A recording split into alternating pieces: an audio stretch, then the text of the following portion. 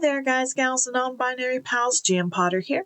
Welcome to my channel where I talk about books and bookish things. I upload on Tuesdays and Thursdays at noon Central Time with some extra videos sprinkled in here and there. I am an independent author, an avid reader, and a cat mom of 3. And today, if you're watching this on the day it comes out, it is the new year. We did it. We made it through 2025. I'm still filming this in December, so this is a little bit of fortune telling. I think this is going to be our year. So I wanted to talk about my TBR for the month of January. Let's get into it.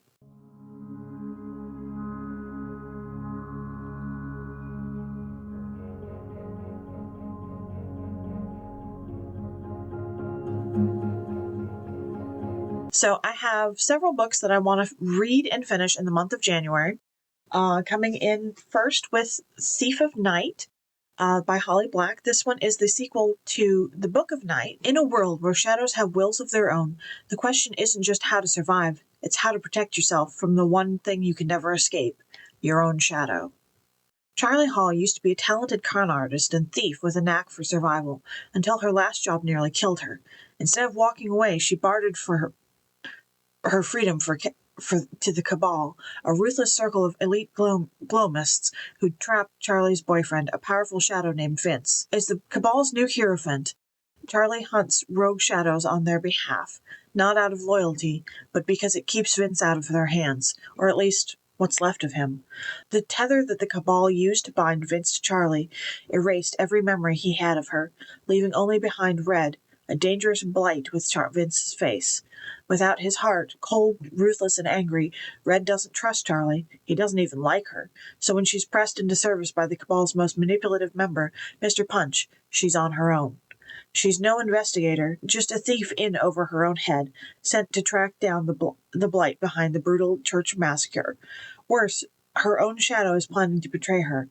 Charlie's in danger, and her troubles keep growing like quickened shadow, fed on blood, twisted and hungry. With carnage all around her and an irresistible weakness for bad decisions, Charlie has one last chance to save herself, but the price might be the one person she thought she couldn't lose. I am so excited for this book. I read Book of Night last year. If I remember, I'll try to link it up in the cards. But this one, I am so excited for. I put off reading it because I had other things to read, but now I'm ready to just dive in. Next up, we have a book that is a sequel to one I read over on my Patreon that will be coming out on Saturday. The review for the first one's coming out on Saturday, and that is Second Chance Romance by Olivia Dade. I love Olivia Dade. I found her through NetGalley. This is the second book in the series. It features 2 plus-size main characters, which I love body diversity in writing, whether it be disability or body size variations. I just love seeing someone who's not your typical main character. This one, Carl and Molly were never together.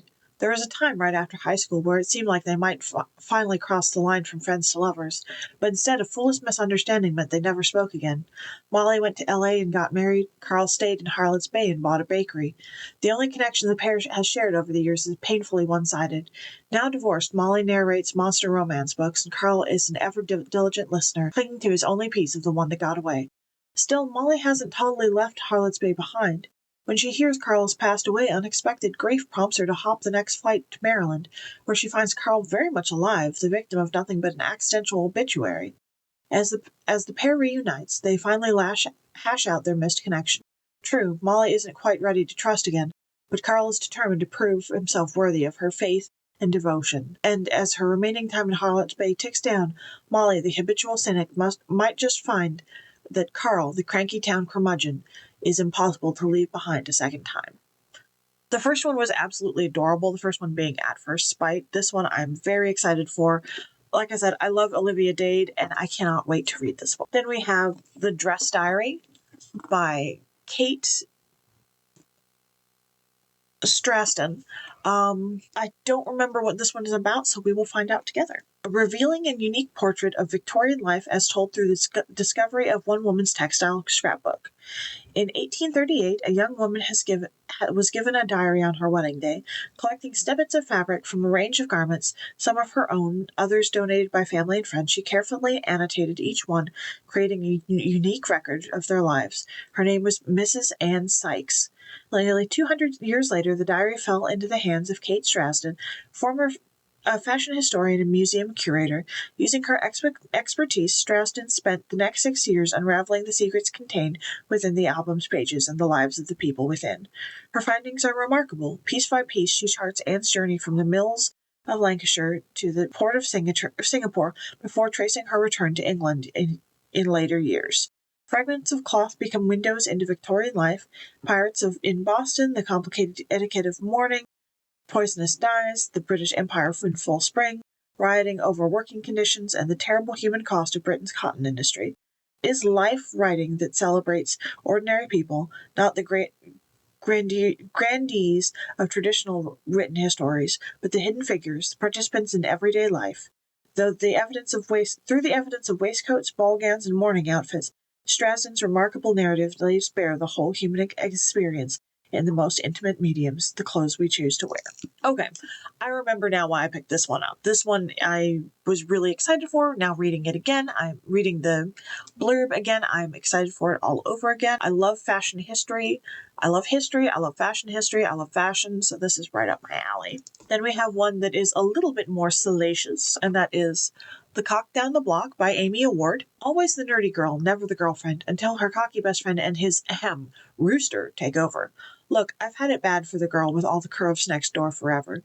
She turned me down in high school, and since I'm not a total douche canoe, I lusted after her all by myself in my shower, and we stayed friends for years. Now she's the adorable librarian next door, and I'm the star quarterback of the best pro football team in the league. So when she asked me to be her fake date to her all-girls school reunion, I'm totally down to show her off to the mean girls who bullied her back then, so they can see just how incredible she is. I'll be the best boyfriend they've ever seen, the best fake boyfriend, that is, until I find out from her slightly stalkery classmates that she still has her V-card. I don't see how that's even possible, not with how sexy and sweet she is. Could because she's always known she belongs with me? Curvy girl and football quarterback sports romance is a baddie plus-size woman who knows her own worth, and a Bridgerton's meets quarterback family you'll wish you were part of. This one I bought because of the illustrator. I follow this illustrator on Instagram. That is Lenny Kaufman. I love her cover illustrations. I think this one is absolutely adorable. If I had the money, I would hire her to do my covers, but that's why I picked up this book. Next up, we have The Worst Woman in London by Julia Bennett. James Standish knows how to play society's game. He'll follow the rules, marry a virginal debutante, and inherit a massive fortune. At least that's the plan, until he meets Francesca Thorne. Francesca is not the sort of woman a respectable gentleman like James could ever marry.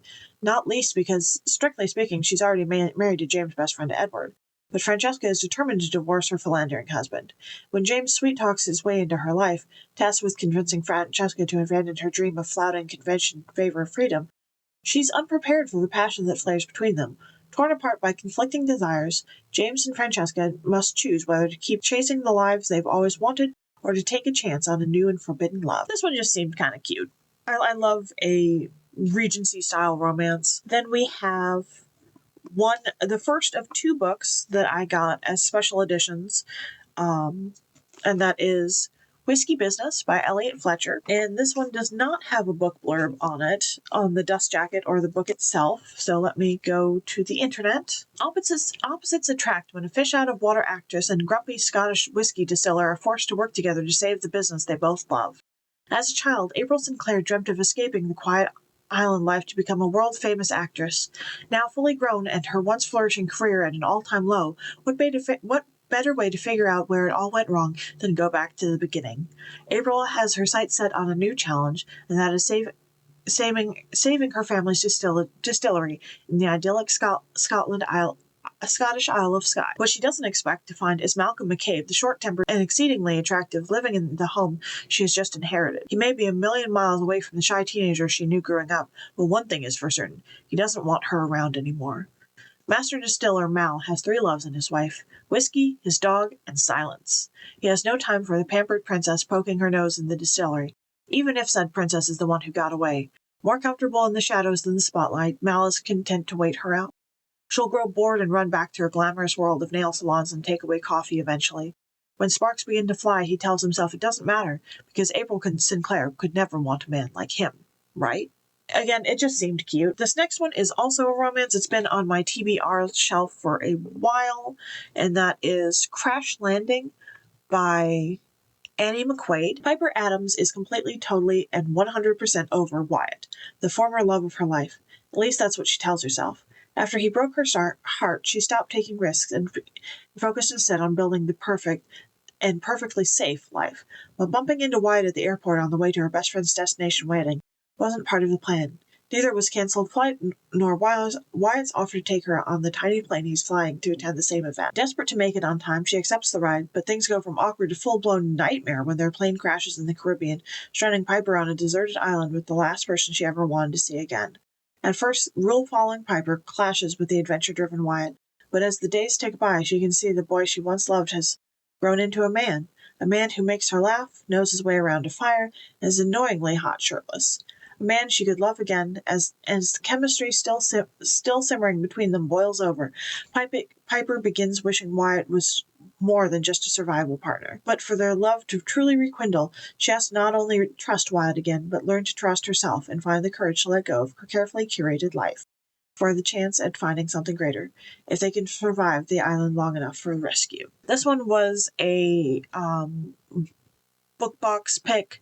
It was this or a different book that I had no interest in. This one, it's been on my TBR for a while. I just want to get it out of my collection. Then we have the other McCabe Brothers book, and that is Scotch on the Rocks, also by Elliot Fletcher. Opposites attract in the sexy Scottish romance between a young woman and a man who's completely off limits, from the author of Whiskey Business. The McCabe Brother Rulebook, according to Juniper Ross. Don't look at the McCabe brother. Don't talk to a McCabe brother. Don't even think about a McCabe brother. It's pretty tough for June to follow her own rules, considering one brother is in love with her best friend, and one was her ex-fiance, and one is super hot small-town hero Callum McCabe. When Callum seems to be popping up everywhere, especially when Juniper is at her most vulnerable, it's hard not to imagine just how good breaking a rule might feel. And then the last book on my January TBR is My Big Fat Fake Marriage by Charlotte Stein. Connie Evans has always distrusted nice guys. In her experience, they're just waiting to reveal some horrible secret, and then she meets big, adorable Henry Samuel Beckett, editor extraordinaire, lover of bow ties, sweet and so cheery she struggles to believe he's real. Until Henry Samuel Beckett, or Beck as he's known to most, tells her the secret underneath his sunny surface. He's been single all his life, but in a moment of panic he told everyone at his publishing house that he's married. And after Connie, an aspiring writer herself, jumps to defend him, she ends up being the fake wife he doesn't actually have. When they head off for a writing retreat surrounded by people convinced this must be a ruse, both of them can't help but agree, till they share their first kiss, their first touch, and the first time in only one bed, side by side every night. As the simmering tension builds, Connie starts to wonder if this might be real after all. This one just seemed really cute. I love a cheesy romance. I love cheese with my romance. What's on your January TBR? Do you have any New Year's resolutions you care to share? Mine is to read the books I have, which this stack is none of them I bought special for this month, and to use my local library more. I'd love to hear what you have planned. Don't forget to like, share, and subscribe, and I'll see you in the next one. Bye.